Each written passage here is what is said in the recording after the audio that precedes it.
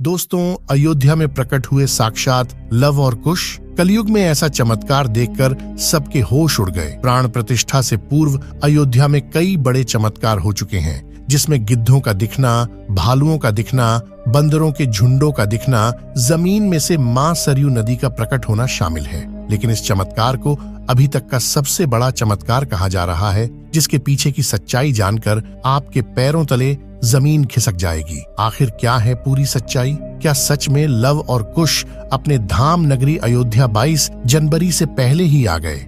मित्रों, राम जी से मिलने पहुंचे उनके दोनों पुत्र लव और कुश। क्या लव और कुश आज भी जीवित है? ऐसे कई रहस्य से आज पर्दा उठेगा। इसी के साथ बताया जा रहा है कि भारत के सबसे बड़े 4 शंकराचार्य मंदिर उद्घाटन में शामिल होने के लिए राजी नहीं हो रहे हैं। वहीं पर शंकराचार्य बता रहे हैं कि मंदिर अभी पूरी तरीके से तैयार नहीं हुआ है। और इसी के साथ बताया जा रहा है मंदिर में भारत का सबसे बड़ा लंगाड़ा पहुंच चुका है और वही गुजरात के बड़ोदरा से 108 फीट लंबी अगरबत्ती भी पहुंच चुकी है, जिसका वजन 3500 किलोग्राम है। उसी के साथ राम भक्तों ने 21 कुंटल का घंटा भी मंदिर में पहुंचा दिया है। वही मंदिर के यज्ञ के लिए राजस्थान से 650 किलो देसी गाय का घी भी मंदिर में पहुंच गया है। वहीं पर नेपाल की जनकपुरी से अयोध्या के लिए एक साथ 500 से ज्यादा टोकरी में उपहार बांधकर जनकपुरवासी अयोध्या ला रहे हैं। वहीं आपने देखा होगा, राम भक्त अपने प्रभु श्री राम के लिए कोई सोने का तीर कमान भेज रहा है,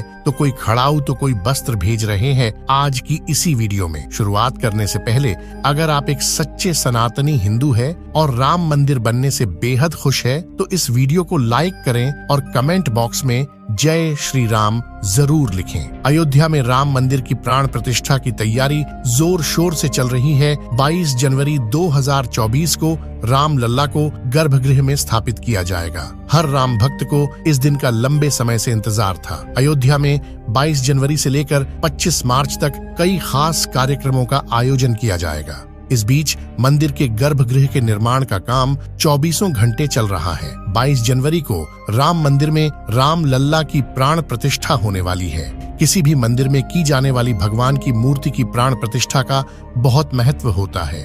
मूर्ति की प्राण प्रतिष्ठा के बिना भगवान का पूजन अधूरा माना जाता हमारे यहाँ है। आगे वीडियो में बताते हैं कि प्राण प्रतिष्ठा क्या होती है और जानेंगे लव कुश कैसे राम मंदिर में प्रकट हुए। सनातन धर्म में किसी भी मूर्ति की प्राण प्रतिष्ठा बहुत महत्वपूर्ण मानी जाती है। प्राण प्रतिष्ठा मूर्ति स्थापना के समय किया जाता है। किसी भी मूर्ति की स्थापना के समय उस प्रतिमा रूप को जीवित करने की विधि प्राण प्रतिष्ठा कहलाती है। प्राण शब्द का अर्थ जीवन, शक्ति और प्रतिष्ठा का अर्थ स्थापना होता है।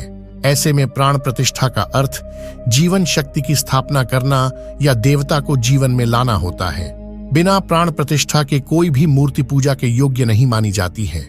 मान्यता है कि प्राण प्रतिष्ठा के जरिए मूर्ति में जीवन शक्ति का संचार होता है और वह मूर्ति देवता के रूप में बदल जाती है।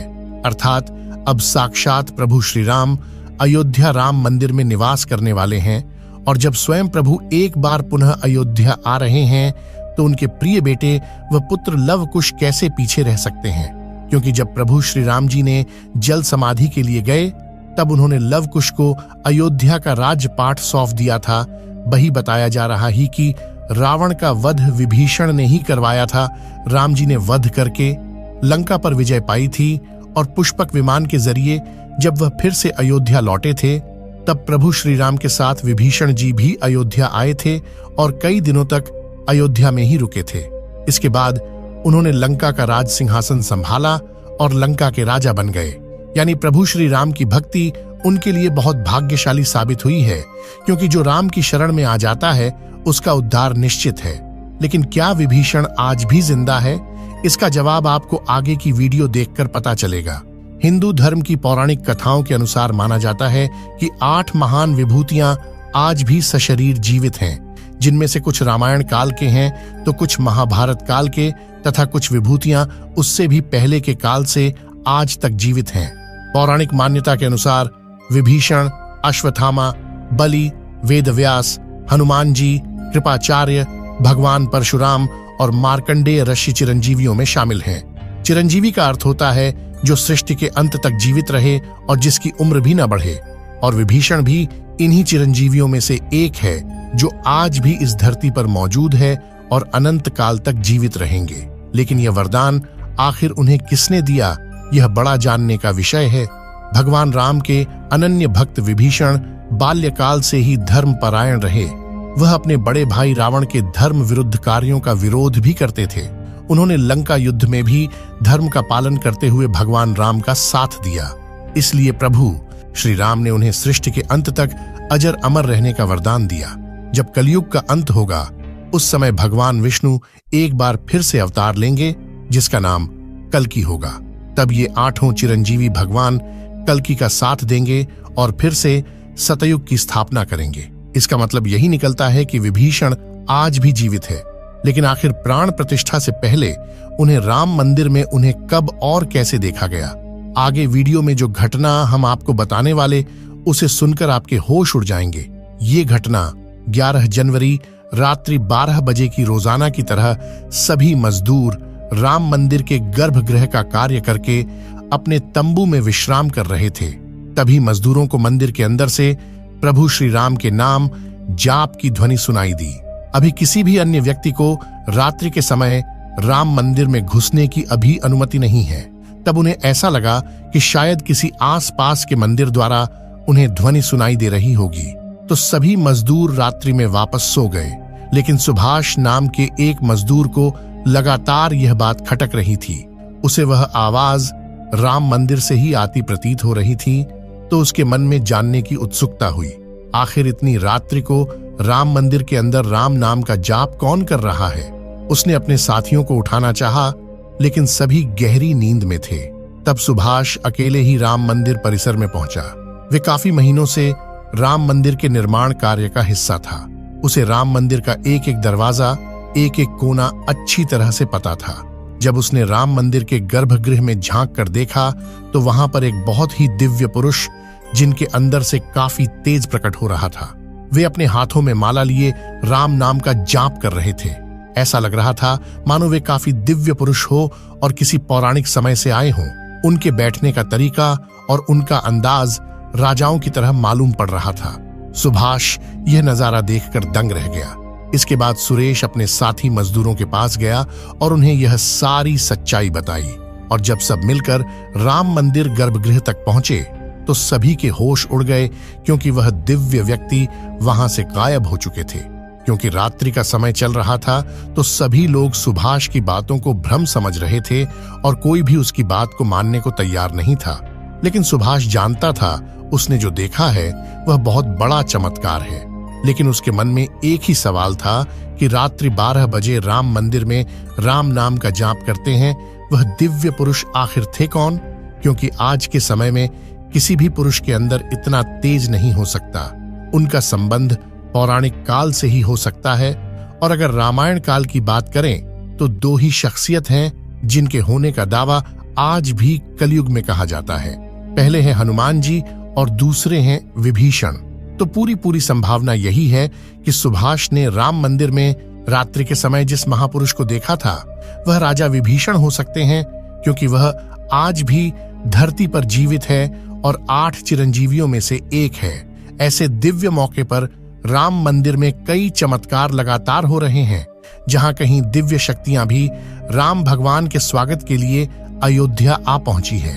राम मंदिर के उद्घाटन की तैयारी अब अंतिम चरण में है। इस बीच एक ओर जहां श्री राम जन्मभूमि तीर्थ क्षेत्र ट्रस्ट लगातार तैयारी की जानकारी साझा कर रहा है, वहीं राम मंदिर के इस महायज्ञ में देश का हर राम भक्त अपनी आहुति अर्पित कर रहा है। आने वाली 22 तारीख के मौके पर कई संत महात्मा और जिन भक्तों ने राम मंदिर के लिए संघर्ष किया, वो सभी अयोध्या पहुंचेंगे। न केवल 22 जनवरी को, बल्कि 12 जनवरी से ही मेहमानों का अयोध्या जाने का सिलसिला शुरू हो जाएगा। रामनगरी में 11,000 से ज्यादा वीआईपी मेहमानों के स्वागत की तैयारी की जा रही है। एक समय था जब यहीं अयोध्या में रामलला टेंट में विराजमान थे। आज पक्का घर सिर्फ रामलला को ही नहीं, बल्कि पक्का घर देश के 4 करोड़ गरीबों को भी मिला है। रामायण के समय में अयोध्या को स्वर्ग कहा जाता था। देवता इस स्वर्णिम नगरी कहते थे, क्योंकि यह नगर चारों तरफ से हर प्रकार की सुविधा से युक्त था। लेकिन जब मुगल आक्रांताओं ने भारत पर आक्रमण किया तो पूरे अयोध्या नगर को उजाड़ कर रख दिया। मंदिर के ध्वस्त होने के बाद कई सालों तक यह भूमि वीरान रही और किसी भी हिंदू सनातनी को इस क्षेत्र में आने की अनुमति तक नहीं थी। लेकिन पुनः प्रभु श्री राम जी की कृपा हुई। यहाँ श्री राम का भव्य मंदिर बनने के बाद यहाँ आने वाले लोगों की संख्या में बहुत बड़ी वृद्धि होगी। इसे ध्यान में रखते हुए सरकार ने अयोध्या में हजारों करोड़ रुपए के विकास कार्य किया है। राम मंदिर की प्राण प्रतिष्ठा से पहले प्रधानमंत्री मोदी ने अयोध्या में अलग अलग विकास कार्यों का उद्घाटन किया और महर्षि वाल्मीकि इंटरनेशनल एयरपोर्ट अयोध्या धाम भी लोगों को तोहफे में दिया। इस एयरपोर्ट को पूरी तरह से भगवान राम से जोड़ा गया है, जिसकी दीवारों पर भी आपको श्री राम से जुड़ी सजावट देखने को मिलेगी। इस एयरपोर्ट लिए आप सभी को हर हर महादेव। इस एयरपोर्ट के अंदर घुसते ही हमेशा लगता है हम फिर से रामायण काल में आ गए हो। आपको बता दें कि इस एयरपोर्ट को 20 महीने के रिकॉर्ड समय में तैयार किया गया है। उत्तर प्रदेश सरकार की ओर से अयोध्या एयरपोर्ट के लिए 821 एकड़ भूमि मुहैया कराई गई थी। 14 साल का वनवास पूरा करके और रावण का वध करके जब भगवान श्री राम पुनः अयोध्या पहुंचे थे तो अयोध्या के घर घर में दिवाली मनाई गई थी। हर घर में दीपक प्रज्वलित किए गए थे।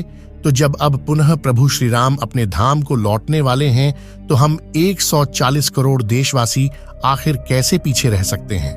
अयोध्या में विवादित स्थल पर 500 साल बाद प्रभु श्री राम के मंदिर निर्माण और श्री राम लल्ला की स्थापना के जश्न में 22 जनवरी को सिर्फ देश ही नहीं बल्कि पूरी दुनिया दिवाली की रोशनी से जगमग होगी।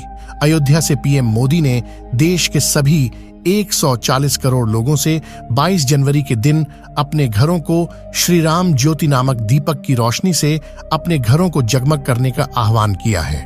प्रधानमंत्री ने लोगों से हाथ जोड़कर यह प्रार्थना की है कि सभी देशवासी प्रभु श्री राम लल्ला की अयोध्या वापसी के जश्न में अपने अपने घरों को दिए से जगमग कर दें।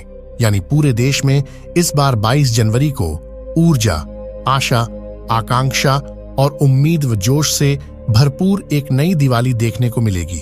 ये दिवाली सिर्फ देश ही नहीं बल्कि दुनिया के उन तमाम देशों में भी मनाई जाएगी जहां भारतीय लोग बसे हैं। इसी बीच अब राम मंदिर प्राण प्रतिष्ठा से पहले राम लल्ला के भक्तों के लिए एक और बड़ी खुशखबरी है।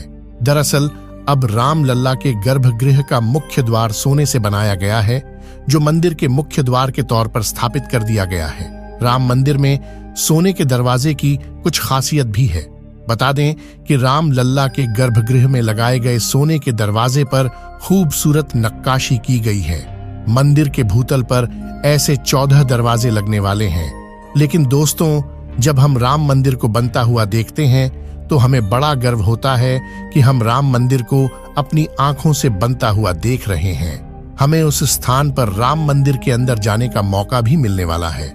लेकिन एक समय ऐसा भी था जब यहाँ पर हजारों कारसेवकों ने इस मंदिर के निर्माण के लिए अपने प्राणों का बलिदान दे दिया था। 1528 ईस्वी में श्री राम मंदिर को बाबर के आदेश से उसके सेनापति मीर बाकी ने गिराकर वहां एक मस्जिद बना दी। इसके बाद से हिंदू समाज एक दिन भी चुप नहीं बैठा। वह लगातार इस स्थान को पाने के लिए संघर्ष करता रहा। 23 दिसंबर 1939 को हिंदुओं ने वहां रामलला की मूर्ति स्थापित कर पूजन एवं अखंड कीर्तन शुरू कर दिया। विश्व हिंदू परिषद द्वारा इस विषय को अपने हाथ में लेने से पूर्व तक 76 बार श्री राम जन्मभूमि मुक्त कराने के प्रयास किए हिंदुओं ने किए, जिसमें देश के हर भाग से हजारों नर नारियों का बलिदान हुआ, पर पूर्ण सफलता उन्हें कभी नहीं मिल पाई। 2 नवंबर 1990 को तत्कालीन मुख्यमंत्री मुलायम सिंह यादव की सरकार में कारसेवकों पर पुलिस ने बर्बरतापूर्वक गोलियां चलाई थीं, जो कि सच में एक निंदनीय घटना है। उस समय अयोध्या के वासुदेव गुप्त, राजेंद्र धरकार, रमेश पांडे और कोलकाता के दोनों कोठारी बंधुओं सहित अनेक कारसेवक इसमें शहीद हो गए थे। नीचे कमेंट बॉक्स में आप इन्हें श्रद्धांजलि जरूर दें। लेकिन दोस्तों, कहते हैं जो सच होता है वो स्प्रिंग की तरह होता है, उसे जितना दबाया जाए वह उतना ही तेज गति के साथ ऊपर आता है। 9 नवंबर 2019 का दिन सुनहरे अक्षरों में दर्ज किया गया जब सुप्रीम कोर्ट की 5 जजों वाली बेंच ने ऐतिहासिक फैसला सुनाया और विवादित जमीन हिंदू पक्ष को मिली और अब 22 जनवरी 2024 को भव्य राम मंदिर के अंदर रामलाल की प्राण प्रतिष्ठा होने वाली है। इस प्राण प्रतिष्ठा के भव्य समारोह में देश विदेश की 11,000 हस्तियों का आमंत्रण दिया गया है।